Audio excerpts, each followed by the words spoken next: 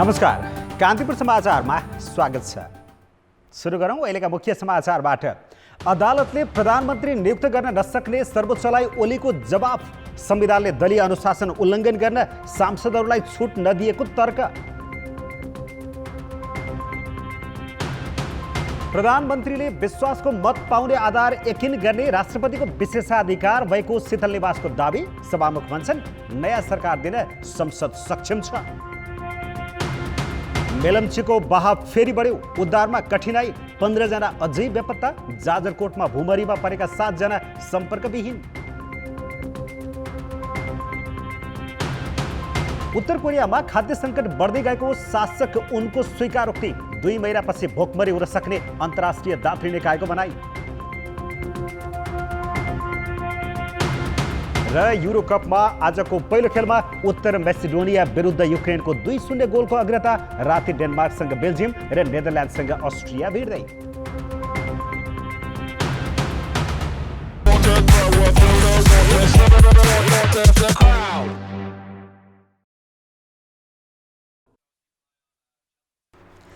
प्रधानमन्त्री केपी शर्मा ओलीले सर्वोच्च अदालतको आदेश अनुसारै दोस्रो पटक प्रतिनिधि सभा विघटन गरेको जवाफ सर्वोच्च अदालतलाई दिएका छन्।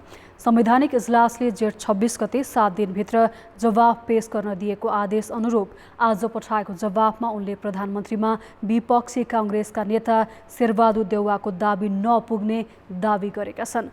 दलीय व्यवस्थामा दलको अनुशासन लागू हुने भएकाले दलको निर्णय बेगर सांसदले विपक्षीका उम्मेद्वारलाई समर्थन गर्न नपाउने उनको तर्क छ। त्यस्तै प्रधानमन्त्री नियुक्ति अदालतले गर्न नसक्ने जिकिर पनि ओलीले गरेका छन्। प्रधानमन्त्रीले लिखित जवाफमा विपक्षीका उम्मेदवारले प्रयोग गरेका हस्ताक्षरलाई आधिकारिकता दिन नहुने विषयलाई जोड दिएका छन्। संविधानले बहुदलीय संसदीय प्रणाली अंगीकार गरेको र निर्दलीयताको परिकल्पना नगरेको भन्दै उनले आफ्ना सांसदले अर्को पक्षमा हस्ताक्षर गर्न नसक्ने तर्क पेश गरेका छन्। आफ्नो नेताले प्रधानमन्त्रीमा दाबी गरेको अवस्थामा विपक्षी नेतालाई समर्थन गर्ने कुरा संसदीय प्रणालीमा कल्पना पनि गर्न नसकिने र दलीय अनुशासन उल्लङ्घन गर्ने छुट सांसदलाई नभएको जवाफमा उल्लेख छ। संविधानको धारा 76 को उपधारा 5 बमोजिम प्रधानमन्त्री चयन गर्दा सांसदहरूलाई दलीय व्हिप नलाग्ने तर्क संविधान र संसदीय प्रणालीको मर्मसँग मेल नखाने उनको दाबी छ। उनले काङ्ग्रेस र माओवादीमा मात्र अनुशासन पालना हुनुपर्ने तर एमाले र जसपामा नपर्ने रिट निवेदकको तर्कलाई आफ्नो पार्टी फुटाउने नियतका रूपमा अर्थाएका छन्। राष्ट्रपति समक्ष 149 सांसदको दाबी पेश गरेको, अदालतमा 146 जनाको हस्ताक्षर बुझाएको तर तीमध्ये पनि कतिपयले विपक्षी दलका नेतालाई प्रधानमन्त्री बनाउने प्रयोजनका लागि सही नगरेको बताएकाले पनि देउबाको दाबी कमजोर रहेको प्रधानमन्त्रीको जवाब छ। अदालतले संविधान र कानुनको व्याख्या मात्र गर्न सक्ने, कसैलाई प्रधानमन्त्री नियुक्त गर्न नसक्ने ओलीको जिकिर छ। बरु यो विशुद्ध राष्ट्रपतिको अधिकारभित्र पर्ने राजनीतिक विषय भएकाले अदालतले आफै व्यवस्थापिका र कार्यपालिकाको भूमिका निर्वाह गर्न नसक्ने तर्क उनले गरेका छन्। उनले आफ्ना सांसदको समर्थनमा देउबा प्रधानमन्त्री भए एमाले सत्तापक्ष हुने कि प्रतिपक्ष भनेर प्रश्न पनि गरेका छन्। 153 सांसद भएका दलको समर्थन भएकाले प्रधानमन्त्रीमा आफूले वैधानिक अपेक्षा गरेको तर राष्ट्रपतिले दाबी नपुग्ने निर्णय लिएपछि त्यसलाई स्वीकार गरेको उल्लेख जवाफमा गरेका छन्। राष्ट्रपतिबाट दुवै दाबी अस्वीकृत भई सरकार नै बन्न नसक्ने अवस्था आएपछि संवैधानिक दायित्व अनुसारै प्रतिनिधि सभा विघटनको सिफारिस गरेको ओलीको दाबी छ। विघटन सिफारिस गर्दा सांसदहरूको दलीय आबद्धता र समर्थनको आधारमा कुनै पनि सरकारले बहुमत प्राप्त गर्न सक्ने अवस्था थिएन र अहिले पनि वैकल्पिक सरकारको सम्भावना छैन भन्दै प्रधानमन्त्रीले चुनावमा जोड दिएका छन्। पहिलो दलको नेताको हैसियतले प्रधानमन्त्री हुँदा अरू दलले समर्थन नगर्नु स्वाभाविक रहेको भन्दै उनले विश्वासको मत पाउने नदेखेपछि समय खपत गर्न मात्र संसदमा प्रस्ताव नलगी सिधै मार्ग प्रशस्त गरेको तर्क पनि ओलीले गरेका छन्। विश्वासको मत नलिने तर सरकारमा दाबी गर्ने भनेर उठाइएको प्रश्नको जवाफमा उनले एकल सरकारलाई विश्वासको मत नदिएर जसपा तटस्थ बसेको र उपधारा 5 अनुसार संयुक्त सरकार बनाउन तयार भएकोले 153 सांसदको समर्थन लिएर प्रधानमन्त्रीमा दाबी गरेको उनले उल्लेख गरेका छन्। परिणाम दिनै नसक्ने प्रतिनिधि सभाको निरन्तरताको सार्थकता नभएको जिकिर गर्दै उनले राजनीतिक स्थिरताका लागि चुनावमा जानु परेको बताएका छन्। जनअनुमोदनका लागि जनतामा जाने विषय राजनीतिक विषय भएको र राजनीतिक प्रश्नमा अदालतलाई प्रवेश गराउने उद्देश्यले दायर भएको निवेदन न्याय निरूपण योग्य नभएको प्रधानमन्त्रीको दाबी छ। यस विवादमा संवैधानिक इजलासमा असार 9 गतेदेखि अन्तिम सुनवाई हुनेछ। कान्तिपुर समाचारका लागि दीपक आचार्य, काठमाडौँ। राष्ट्रपति कार्यालयले संविधानको धारा 76 को उपधारा 5 बमोजिम गरिएका दुवै दाबीमा विश्वासको मत लिन सक्ने ठोस आधार नदेखिएकाले प्रधानमन्त्री नियुक्ति गर्न नसकेको जवाफ सर्वोच्च अदालतलाई दिएको छ। महान्यायाधिवक्ता कार्यालय मार्फत पेश भएको जवाफमा केपी शर्मा ओली र शेरबहादुर देउवाले सम्बन्धित दलको निर्णय विपरीत एकले अर्को दलका सांसदको समर्थन लिएकाले दाबी नपुगेको उल्लेख गरेको छ। विपक्षी दलको तर्फबाट उम्मेद्वार बनाइएका देउवाले एमाले र जसपाका सांसदको हस्ताक्षर लिएको तर त्यसलाई मान्यता नदिन दलहरूले नै लिखित पत्र पठाएकाले त्यसलाई मान्यता दिन नसकिएको तर्क गरिएको छ। जवाफमा उपधारा 5 बमोजिमको प्रधानमन्त्रीले विश्वासको मत लिन सक्ने नसक्ने यकिन गर्ने अधिकार राष्ट्रपतिमा निहित रहने भनिएको छ। राष्ट्रपति कार्यालयमा दाबी पेश गर्दा देउवाले दुई दलको मात्रै निर्णय पेश गरेको र अन्यको हकमा दलको पत्र नभएको साथै हस्ताक्षरको सिलसिला समेत नमिलेको शीतल निवासको जवाफ छ। यस्तै ओलीले गरेको दाबीमा दलका सदस्यहरूले अर्का दाबीकर्तालाई समर्थन गरेको देखिएकाले विश्वासको मत पाउने आधार नदेखिएको राष्ट्रपति कार्यालयले जनाएको छ। यस्तै प्रधानमन्त्रीको नियुक्ति सम्बन्धी सम्पूर्ण निर्णय लिने अधिकार राष्ट्रपतिको भएकाले त्यस उप रिटको क्षेत्राधिकार आकर्षित नहुने तथा न्यायिक पुनरावलोकनको विषय समेत नभएको दावी गरिएको छ। सभामुख अग्नि सापकोटाले भने संसदमा सरकार गठन गर्न सक्ने विकल्प रहँदासम्म विघटन गर्न नसक्ने तर्क गरेका छन्। आजै उनले अदालतमा बुझाएको जवाफमा संसदले सरकार दिन सक्ने सम्भावना जीवितै रहेको दावी गरेका छन्। जाजरकोटको दुर्गम कुसे गाउँपालिका 8 पाटनमा हावाहुरीसँगै आएको भुमरीमा परेर 7 जना सम्पर्कविहीन भएका छन्। गोठ सारेर लेक गएका उनीहरूलाई असिना पानी र भीषणहुरीसँगै आएको भुमरीले बेपत्ता पारेको कुसे गाउँपालिकाले जनाएको छ। सम्पर्कविहीन हुनेमा 12 वर्षीय बालकसहित 5 पुरुष र 2 जना महिला रहेका छन्। बेपत्ता भएकाहरूले लगेका 82 वटा चौपाया मृत फेला परेका छन्। मौसमी प्रतिकूलताका कारण खोजी कार्य हुन नसकेको जाजरकोटका प्रमुख जिल्ला अधिकारी प्रेम प्रसाद देवकोटाले जानकारी दिएका छन्। गृह मन्त्रालयसँग समन्वय गरी खोजीका लागि हेलिकप्टर पठाउने प्रयास भइरहेको भए पनि हावाहुरीका कारण तत्कालै पठाउन नसकिने देवकोटाले जानकारी दिए। अविरल वर्षासँगै आएको बाढीबाट मेलम्ची र हेलम्बुका प्रभावितहरू राहतको पर्खाइमा छन्। मेलम्ची नगरपालिकाका 500 परिवार र हेलम्बु गाउँपालिकाका विस्थापितले सामान्य राहत समेत पाउन सकेका छैनन्। मेलम्ची खोलाको बाढीले घर बगाएका हेलम्बुका तिम्बु, क्युल, चनौटे, ग्याल्थुम र तारामाराङका बाढी प्रभावितले 2 दिन हुँदासम्म पनि राहत पाउन नसकेको स्थानीयले गुनासो गरेका छन्। पाल समेत नपाउँदा समस्या भएको छ।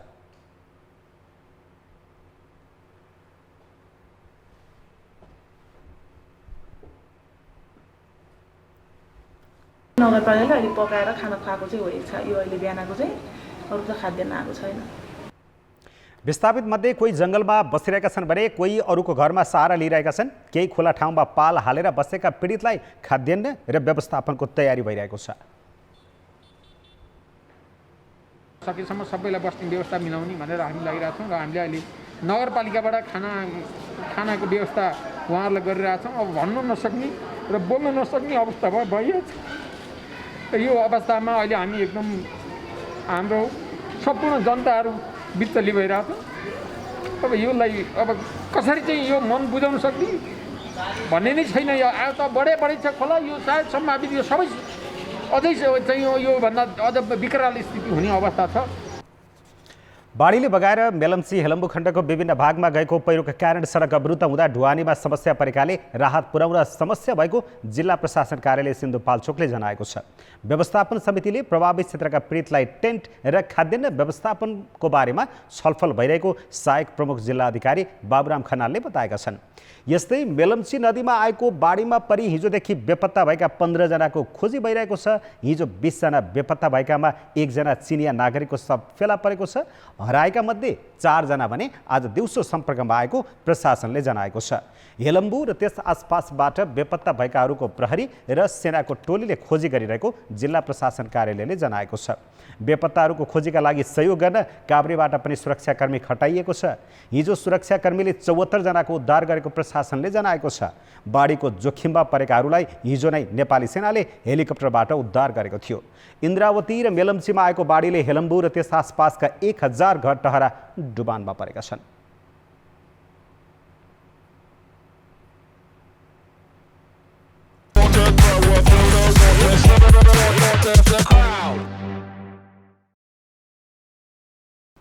आज कोभिडका 39 बिरामीको मृत्यु भएको छ। यस्तै 1768 जनामा संक्रमण पुष्टि भएको छ। स्वास्थ्य मन्त्रालयका अनुसार 7111 जनाको PCR परीक्षण गर्दा 23% कोभिड देखिएको छ। त्यसै गरी एन्टिजेनतर्फको संक्रमण दर 18% रहेको छ। 4773 जनाको एन्टिजेन परीक्षण गर्दा 839 जनामा संक्रमण देखिएको हो। आज थपिएका संक्रमित मध्ये काठमाडौँका 413 जना छन्। यस्तै 2141 जना संक्रमण मुक्त भएका छन्।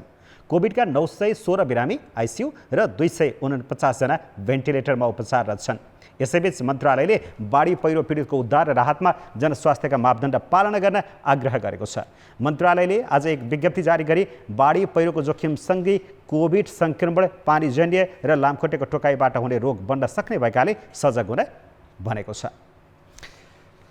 कोभिड संक्रमणको जोखिम कम भएको निष्कर्षमा निषेधाज्ञा बिस्तारै खुकुलो पार्न थालिएको छ। शहरी क्षेत्रमा संक्रमण घटे पनि गाउँ बस्तीमा पनि बढिरहेको छ। 17वटा पहाडी र हिमाली जिल्लामा एक सातामा सक्रिय संक्रमितको संख्या कम हुनुको साटो थपिएको छ।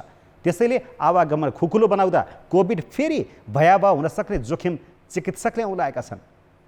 5 थरमा जेठ 25 मा 177 सक्रिय संक्रमित थिए। त्यो संख्या बढेर बुधबार 251 पुग्यो। नुवाकोटमा एक सातामा सक्रिय संक्रमित 143 जना थपिएका छन्। स्वास्थ्य मन्त्रालयका अनुसार दोलखा, रसुवा, बागलुङ, रोल्पा लगायत 17वटा पहाडी र हिमाली जिल्लामा सक्रिय संक्रमित एक सातामा बढेका छन्। शहरी क्षेत्रमा निषेधाज्ञाको प्रभावले संक्रमण दर कम भए पनि गाउँ बस्तीमा निष्फिक्री हिँडडुल र सकेसम्म परीक्षण नै नगराउने प्रवृत्तिले रोग फैलिएको हो।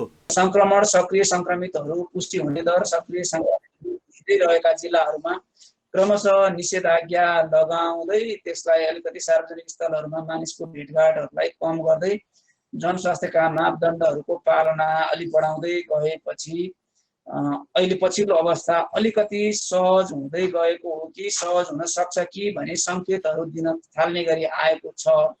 तर त्यति भनिरहँदाखेरि हामीले जुन ठाउँहरूमा संक्रमणको एकदम चुनौतीपूर्ण अवस्थाहरू थिएन ती जिल्लाहरू, नयाँ जिल्लाहरूमा सक्रिय संक्रमितहरूको संख्या बढेका छन्। मन्त्रालयको तथ्याङ्क अनुसार पछिल्लो समय समग्रमा कोभिड संक्रमण दर घटेको देखिन्छ। संक्रमण दर 50बाट 20% हाराहारीमा झरेको छ। PCR विधिबाट परीक्षण गर्दा दैनिक कोभिड देखिनेको संख्या 2000बाट तल झरेको छ। उता संक्रमण मुक्त हुनेको संख्या भने बढिरहेको छ। मन्त्रालयका अनुसार दोस्रो लहर उच्चतम बिन्दुमा पुग्दा एक व्यक्तिले 2 देखि 3 जनासम्मलाई रोग सारेका थिए। अहिले 1 भन्दा बढीलाई सारेको देखिँदैन। यसैलाई आधार मानेर निषेधाज्ञा क्रमशः खुकुलो पार्न थालिएको हो। तर संक्रमण दर बढिरहेका गाउँ बस्तीमा सावधानीका उपाय नअपनाई आवागमन खुकुलो बनाए अवस्था फेरि पनि भयावह हुन सक्ने चिकित्सकहरूको चेतावनी छ। गाउँ बस्तीमा कोरोना पोजिटिभ धेरै छ भने उहाँहरू फेरि यतातिर काठमाडौँ अथवा भनौँ न सहरी क्षेत्रमा आउनु हुँदाखेरि यसले फेरि अरू संक्रमण फेरि फैलाउने हो कि भन्ने शङ्का पनि हुन्छ। त्यसैले गर्दाखेरि यसलाई यति छिटो नै सहज रूपमा लिन चाहिँ मिल्दैन। सरकारले अब स्मार्ट लकडाउन भनेको छ। अब भने मतलब अझै पनि हामीले होस पुर्याउनु पर्छ। लकडाउन गर्ने बेलामा चाहिँ पुरै खोल्नु हुँदैन भन्ने कुराहरू भनिराखेको छ। भनेको मतलब संक्रमित एरियाबाट, संक्रमित क्षेत्रबाट चाहिँ अहिले पनि धेरै आवागमनमा चाहिँ हामीले खुकुलो पार्नु चाहिँ हुँदैन। यसबाट चाहिँ अझै पनि ध्यान पुर्याउनु पर्छ। 5% भन्दा बढीको संक्रमण दरलाई जोखिमपूर्ण मानिन्छ। हामी कहाँ अझै त्यसको 4 गुणा बढी संक्रमण दर छ। त्यसैले जोखिम हटिसकेको रूपमा आवागमन सबैतिर सहज पार्दा स्थिति सम्हाल्न गाह्रो हुन सक्ने तर्फ पनि ध्यान दिने कि।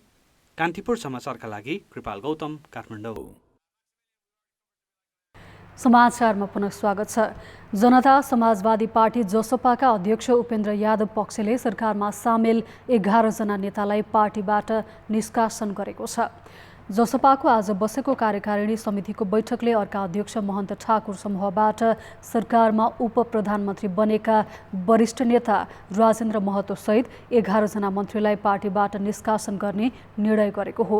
बैठकले पार्टीको आधिकारिकता दावी गर्न राजनैतिक दल सम्बन्धी ऐनको धारा 43 र 44 बमोजिम कार्यकारिणी समितिका बहुमत सदस्यहरू नागरिकता सहित पुनः निर्वाचन आयोगमा जाने निर्णय समेत गरेको छ।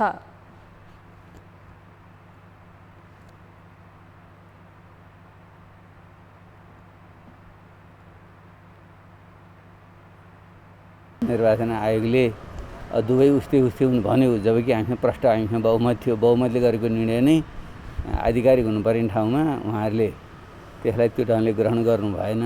त्यसो भएको हुनाले अब हामी चाहिँ धारा 43-44 अनुसार चाहिँ फेरि हामी जाँदैछौँ। त्यो भनेको चाहिँ पार्टीको आधिकारिकताको चाहिँ टुङ्गो लगाउने विषय हो। जसपाकै अर्का अध्यक्ष महन्त ठाकुर पक्षले पनि आफूहरू आधिकारिक भएको दावी गर्दै आएको छ। दुवै अध्यक्षले एक अर्कालाई कारबाही गरेका छन्, तर एक अर्कालाई कारबाही गरेर पार्टीबाट निष्कासन गरेको निर्णयलाई आयोगले मान्यता दिएको छैन। नेपाली कांग्रेसले भदौ 7 गतेदेखि तय भएको 14औं महाधिवेशनको तालिका फेरि सारेको छ। पार्टी कार्यालय सानेपामा आज बसेको केन्द्रीय समितिको बैठकले महाधिवेशन भदौ 16 गतेदेखि 19 गतेसम्म गर्ने पदाधिकारी स्तरीय निर्णयलाई अनुमोदन गरेको हो। कांग्रेसले कोरोना संक्रमण नियन्त्रणमा सरकार संवेदनशील नभएको भन्दै महामारीलाई शासन लम्ब्याउने रक्षा कवच बनाएको आरोप लगाएको छ। कोभिडको सन्दर्भमा सरकारको उदासीनता र अकर्मण्यताको कारणले कोभिडको व्यापक विस्तार भयो, जसको कारणले लकडाउन गर्नुपर्ने अवस्था आयो र लकडाउनलाई चाहिँ सरकारले चाहिँ एउटा सुरक्षा कवच, सत्ता जोगाउने सुरक्षा कवचको रूपमा सरकारले प्रयोग गरिरहेका छ। त्यसलाई हामीले निन्दा गरेका छौँ।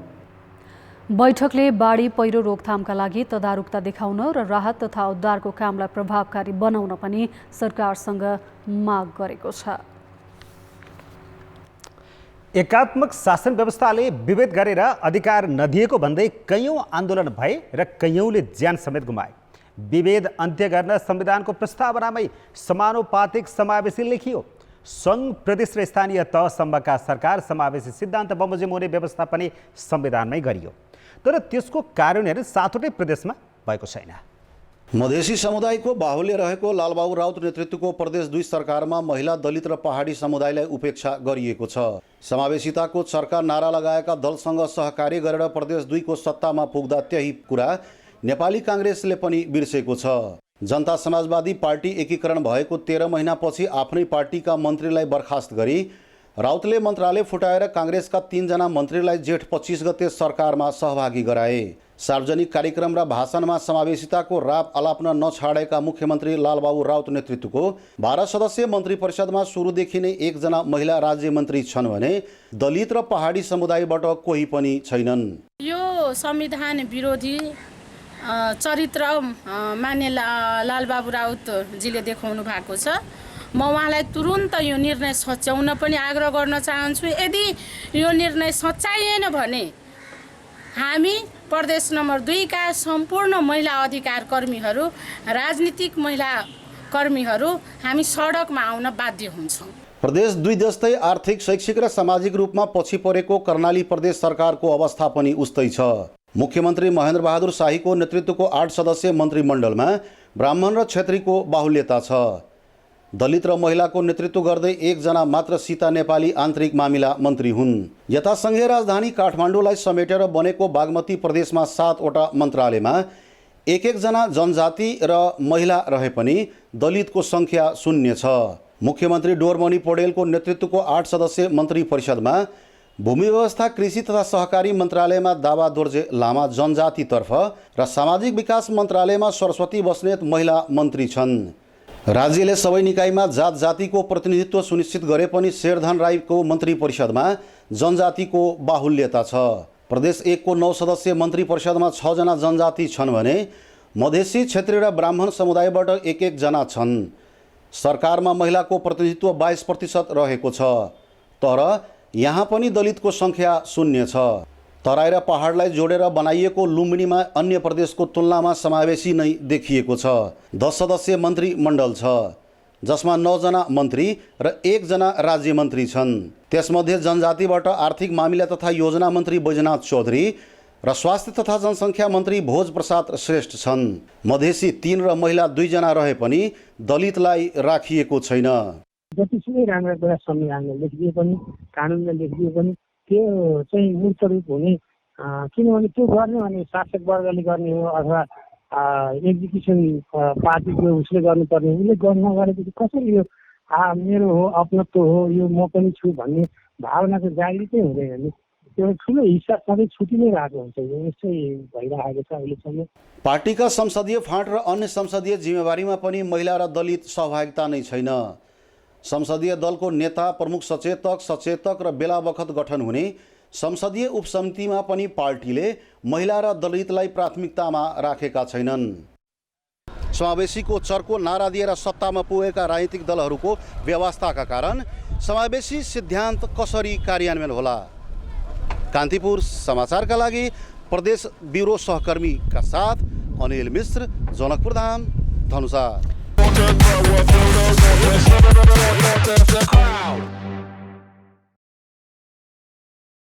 मङ्गलबार राति सिन्धुपाल्चोकमा आएको बाढीले हेलम्बु र मेलम्ची बजार तहस नहस बनायो। यस जिल्लामा हरेक वर्ष पहिरो र बाढीले सताइरहने भए पनि हेलम्बु र मेलम्ची भने सुरक्षित नै मानिँदै आएको थियो। विशेष भौगोलिक अवस्था र नदी किनारबाट अलिक टाढै भएकाले पनि यी दुई बजारमा यो तहसम्मको वितण्डा हुन्छ भन्ने चाहिँ कसैले पनि अनुमान गर्न सकेका थिएनन्। त्यसो भए कसरी एकै रातमा दुई बजारलाई बगर बनायो त? लाङटाङ हिमालसँगैको राष्ट्रिय निकुञ्जबाट मेलम्ची, याङ्ग्री र लार्के 3वटा खोला आउँछन्। मङ्गलबार त्यही मेलम्ची खोला छेउको हेलम्बु नाकोटे भन्ने स्थानमा पहिरो गयो। पानीले बाढी बनाएर ल्याएको लेदो अम्बाथान, तिम्बु र तारामाराङसम्म 22 किलोमिटर बग्यो। त्यही समयमा उता लार्के खोलाबाटै आएको बाढी इन्द्रावतीमा मिसियो र हेलम्बुबाट आएको लेदो र याङ्ग्री लार्केबाट आएको बाढी एकै ठाउँमा थुनिएर बस्यो। करिब 7 घण्टासम्म थुनिएर बनेको ताल फुटेपछि हेलम्बुको तिम्बु, किउल, चनौटे हुँदै मेलम्ची बजारसम्म एकसाथ तहस नहस बनायो। हेलम्बुको एक बस्ती नै बगाउनुका साथै खोला आसपासका अन्य बस्ती डुबानमा परे। दुई क्षेत्रको बस्तीमा बाढीले क्षति पुर्याएको खबर आएको केही समयपछि इन्द्रावती नदीको दोबानमा रहेको मेलम्चीका 2 पक्की पुल बगाउनुका साथै मेलम्ची बजार डुबानमा परेको हो। लगातारको वर्षाले नदीको बहाव नघटेपछि हेलम्बुमा उद्धार र राहतमा समेत कठिनाई भएको छ। एकदमै ग्रुप बनाएको अवस्था छ। त्यसो भएको हुनाले अहिले यो मेलम्ची खोला भनेर पनि हामीले जसरी परिकल्पना गर्थ्यौँ त्यो खोलाको जस्तो छैन। त्यस्तै गरेर इन्द्रावतीमा पनि त्यही भएको छ र हामीले हिजो धेरै वर्ष लगाएर जुन हेलम्बु 5 पोखरीहरूलाई तपाईँको सडक सञ्जालबाट जोडिनको लागि जुन पुलहरू बनाउनको लागि सबैले मेहनत गरेको हो, त्यो एकै रातमा त्यो सबै ध्वस्त बनाएको छ। बाटो खोलेन भने अब हामीले हेर्नुहोस् रिक्वेस्ट गरिरहेको छ, हामीलाई धेरै दिनलाई मागे होइन। यो राहत पुर्याउनको लागि भोलि बाटो खोलिसकेपछि त त्यो हेलिकप्टर के काम हामीलाई? यो सामग्री तयार पार्दासम्मको विवरण अनुसार हेलम्बुमा 20 जना बेपत्ता भएकामा 4 जना सम्पर्कमा आएका छन् भने 3 जनाको शव फेला परेको छ। मेलम्ची वरिपरि जोड्ने 5 वटा पुल बगेकाले हेलम्बु र 5 पोखरी थाङपाल गाउँपालिकासँग सडक सम्पर्क हुन सकेको छैन। खाद्यान्न, लत्ता कपडा लगायतका राहतका सामग्री पनि पुर्याउन नसक्दा 2 दिनदेखि हेलम्बु क्षेत्रका प्रभावितका लागि बाढी घट्ने आशामा बस्नु बाहेक अर्को विकल्प छैन। एकदमै खोलाको मात्रा ठुलो छ। डर र त्रासको बिचमा सबै प्रायः जस्तो माथि पनि बेला बेलामा नदीले ट्र्याक परिवर्तन गर्ने र एकदमै डर भएको कारणले माथि जङ्गलमा अथवा बारीमा चाहिँ तिर्पल टाएर बसिरहेको अवस्था छ। मेलम्चीको यो बाढी प्राकृतिक विपत्ति पूर्वानुमान गरे भन्दा निकै फरक हुन सक्छ भन्ने पछिल्लो उदाहरण हो। अहिले भने तत्काल उद्धार र सुरक्षित व्यवस्थापन जरुरी छ। कान्तिपुर समाचारका लागि कमला पाखरिन, सिन्धुपाल्चोक।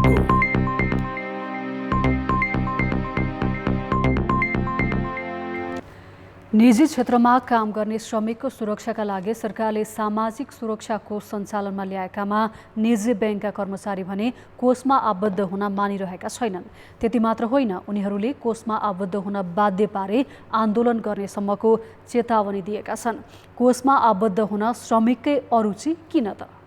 सरकारले जेठ 15 गते बजेट मार्फत जेठ र असार महिनामा श्रमिक र रोजगारदाताले कोषमा जम्मा गर्नुपर्ने रकम आफै जम्मा गरिदिने घोषणा गर्यो। त्यसको 3 दिनपछि कोषले नेपाल बैंकर एसोसिएसनलाई पत्र लेखी सबै सदस्य बैंकलाई कोषमा आबद्ध हुन भन्यो। यसअघि ताकेता गर्दा पनि बैंकले नमानेकाले कोषले एसोसिएसनमा पत्रचार गरेको हो। तर त्यसको भोलिपल्टै बैंक तथा वित्त कम्पनीमा काम गर्ने कर्मचारीका संगठनले विज्ञप्ति मार्फत विरोध जनाए। ती संगठनले कोषमा जान बाध्य पारे आन्दोलनमा जाने चेतावनी दिइरहेका छन्। आफूहरूले राम्रो तलब सुविधा पाइरहेकाले कोष आवश्यक नै नरहेको बैंकका कर्मचारीको भनाइ छ। त्यति मात्र होइन, आफ्नो रकमबाट सरकारले कोष चलाउन खोजेको तर सुरक्षा योजना रोज्ने विकल्प नदिएको गुनासो गरेका छन्। कोषको योजनाबाट पाउने तपाईको प्रतिफलको कुराहरूमा विभेद छ। त्यस्तै धारा 19 मा सम्पत्तिको हकको कुरा छ। सम्पत्तिको हकको सन्दर्भमा तपाईको व्यावसायिक लाभ प्राप्त गर्ने र सम्पत्तिको अन्य कारोबार गर्ने विषयमा व्यक्ति स्वतन्त्र छ भन्ने कुरामा यहाँनिर अब उसले आफूले कमाएको पैसा म कहाँ नै तैँले ल्याउनु पर्छ, म कहाँ नै जम्मा गर्नुपर्छ र त्यसको मैले राम्रो प्रतिफल दिन्छु भन्ने कुराको एकहोरो उसले दबाब दिएर उसको सम्पत्तिमा तपाईको अतिक्रमण गर्न खोजेको देखिन्छ। किनभने बैंक वित्तीय संस्थामा लामो समयदेखि त्यहाँ चाहिँ कर्मचारीहरूको अब अवकाश कोषहरूमा पैसा जम्मा छ। सरकारले निजी क्षेत्रमा काम गर्ने श्रमिककै सामाजिक सुरक्षाका लागि योगदानमा आधारित कोष सञ्चालनमा ल्याएको हो। कोषमा आबद्ध हुँदा श्रमिकको खाइपाई आएको तलब सुविधा घट्दैन, बरु रोजगारदाता बैंकले तलबको 20% रकम कोषमा जम्मा गरिदिनुपर्छ। कर्मचारीलाई सञ्चय कोष वा अन्य कोषमा भन्दा सामाजिक सुरक्षा कोषमा कर छुटको सुविधा राम्रो छ। यस्तै कोषमा आबद्ध हुनेले 1% सामाजिक सुरक्षा कर पनि तिर्नु पर्दैन। यस्तै कामको सिलसिलामा दुर्घटना भए उपचार खर्चदेखि अशक्त भएमा पारिश्रमिकको 60% सम्म रकम मासिक रूपमा पाउँछन्। यति सुविधाका बावजुद बैंकका कर्मचारीले आबद्ध हुन नमान्नुलाई कोषले आश्चर्यजनक भनेको छ। खाइपाई आएको सुविधाहरूको सन्दर्भमा जुन कुराहरू आएको थियो, हामीले चाहिँ कोषको विज्ञप्ति मार्फत पनि ऐनको दफाहरू कोड गरेर हामीले उल्लेख गरेका थियौँ होइन। अब यस सन्दर्भमा जो कोषमा आइसक्नु भएको छ योभन्दा अगाडि जो आउने क्रममा हुनुहुन्छ उहाँहरूकोमा पनि यो कोषमा आउनुभन्दा अगाडि जुन सुविधाहरू छ त्यो बढी भएको प्रतिष्ठानहरू पनि आउनु भएको छ। मैले के भन्न खोजेको भने यो कोषमा आबद्ध हुने बेलामा चाहिँ सम्बन्धित प्रतिष्ठानको रोजगारदाता र श्रमिकको बीचमा चाहिँ यदि सुविधाहरू बढी छन् भने एक किसिमको अन्डरस्ट्यान्डिङ क्लियर गर्नुपर्ने देखिन्छ खाइपाई आएको सुविधाहरू नघट्ने सन्दर्भमा। मैले यति मात्रै भने। बैंकका कर्मचारीले राम्रो सुविधा पाएको दावी गरे पनि कामको सिलसिलामा मृत्यु भएको अवस्थामा आश्रित परिवारले बैंकबाट सहयोग पाएका छैनन्। आश्रित परिवारले कोषलाई नै गुहारिरहेका छन्। गत वर्ष सनराइज र ग्लोबल आइएमए बैंकका गरी 2 कर्मचारीको दुर्घटनामा मृत्युपछि परिवारको अनुरोधमा कोषले बैंकबाट सुविधा भराउने निर्णय गरिसकेको छ। कान्तिपुर समाचारका लागि सुदिल पोखरेल, काठमाडौँ। सरकारले थप देशमा अन्तर्राष्ट्रिय उडान सुचारू गराउने भएको छ। कोभिड सङ्कट व्यवस्थापन केन्द्र CCMCले असार 8 गतेदेखि साउदी अरब, संयुक्त अरब इमिरेट्स, जापान र मलेसियामा उडान सुचारू गराउने निर्णय गरेको हो। सातामा 2000 यात्रुलाई सेवा दिने गरी ती मुलुकमा उडान सुचारू गर्ने निर्णय CCMCले गरेको हो। CCMCको निर्णय मन्त्री परिषदबाट अनुमोदन हुन बाँकी छ। कोभिड संक्रमण बढेपछि नियमित अन्तर्राष्ट्रिय उडान वैशाख 23 गतेदेखि बन्द गरिएको थियो। जेठ तेस्रो सातादेखि चीन, कतार र टर्कीमा साताको एउटा उडान गर्न दिइएको छ। भारतमा एयर बबल प्रणाली अनुसार उडान भइरहेको छ। आन्तरिक उडानबारे भने कुनै निर्णय गरिएको छैन। अहिले मात्रै बुझ्दाखेरि पनि भोलि आइपुग्छ भन्ने बुझेको छु। त्यो अनुसार चाहिँ नेपाल सरकारले जे डिसिजन गरेछ त्यो अनुसार हामी चाहिँ एयरपोर्ट खोज्छौँ। तर हामी हाम्रो तर्फबाट चाहिँ हामी फुल प्रिपेयर छौँ। सेफ्टी प्रोटोकलहरू जम्मै कुराहरू जुन कुरा रिक्वायरमेन्ट छ अहिलेको कोभिडबाट बस्नलाई हामी एकदम रेडी पोजिसनमा छौँ। डोमेस्टिकको हकमा चाहिँ अझै पनि केही लिएर आएको छैन। नेपाल सरकारले अब के निर्णय गर्नुहुन्छ, निर्णय गरेपछि त्यही अनुसार हामीले चाहिँ एयरपोर्ट खोलाउँछौँ डोमेस्टिक पनि। अब जनमतको अन्तिम परिणाम। जनमतमा हिजो हाम्रो प्रश्न थियो, बर्खे विपत्तिबाट क्षति न्यूनीकरणका लागि मुख्यतः के कुरामा ध्यान दिनु पर्ला? ए. पूर्व सूचना प्रणाली जडान, बी. सुरक्षित शिविरको व्यवस्था र सी. द्रुत उद्धारको तयारी। जनमतको अन्तिम परिणाम यस्तो छ। ए. पूर्व सूचना प्रणाली जडानमा 69%, बी. सुरक्षित शिविरको व्यवस्थामा 14% र सी. द्रुत उद्धारको तयारीमा 17%। अब आजको प्रश्न। जनमत। हाम्रो प्रश्न छ, नेपाली कांग्रेसले महाधिवेशन किन सारेको सारै गरेको होला? ए, महामारीको असर, बी, विवाद मिलाउन नसकेर, र सी, नेतृत्वको अनिच्छा। जनमतको अन्तिम परिणाम भोलि साँझ 8 बजेको कान्तिपुर समाचारमा प्रसारण गर्नेछौँ। कृपया NEWS न्युज स्पेस AB वा C टाइप गरी 34001मा SMS गरी आफ्नो मत व्यक्त गर्नुहोला। अब जनताको आवाज। हामीले पाल्पामा सोधेका छौँ, खेती गर्ने बेलामा किसानले के कस्ता समस्या भोग्नुपर्छ? जनताको आवाज। गोरु चाहिँ बेलामा पाइन्न, थोरै परिवारले मात्रै गोरु पालेका छन्। गोरु ल्याउनलाई एउटा समस्या हुन्छ, त्यही भएर यो बेलामा रोपाइ चाहिँ गर्न पाउँदैन। सबभन्दा कमी चाहिँ मलको अभाव। खेती गर्दा बाँदरले खान दिन्नन्, अब झड्यामा बिउ राख्न आउँदा पानी पाइन्न।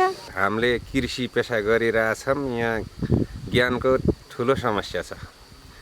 अनि यहाँ यो खुर्सानीहरू लगाएर भाउका बेच्ने बेलामा पनि धेरै समस्या छ। गोरु नपालेपछि मल अब कताबाट होस् होइन, त्यही मलहरू हुन्छन् के अरे। अब विकासे मल फेरि अब कोही बेला राम्रै पाइन्छ, कोही बेला पाइन्न। आकाशे खेतीको भरमा चाहिँ किसानहरू चाहिँ भर पर्नुपर्छ। पानीको समस्या छ, पानी आउँदैन खेतमा, अब तारी खेतमा। किनेर ल्याएको बिउको उत्पादन हुन राम्रोसित बिउ कम पर्न सक्छ। कृषि बाटो अथवा एउटा ट्र्याक्टर अथवा एउटा चाहिँ भारी बोकेर मल उसको खेतैमा उसको स्पोर्टमै पुर्याउन सक्यो भने उसको लागत घट्छ।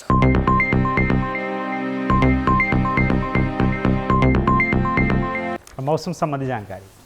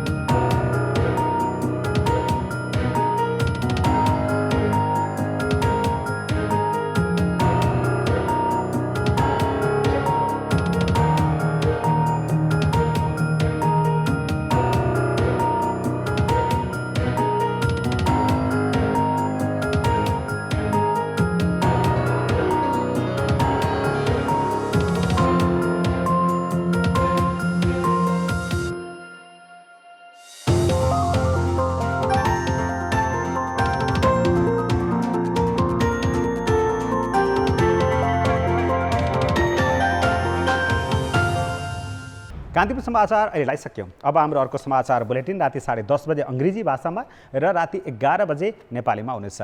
कान्तिपुर टेलिभिजन हेर्दै गर्नुहोला। नमस्ते।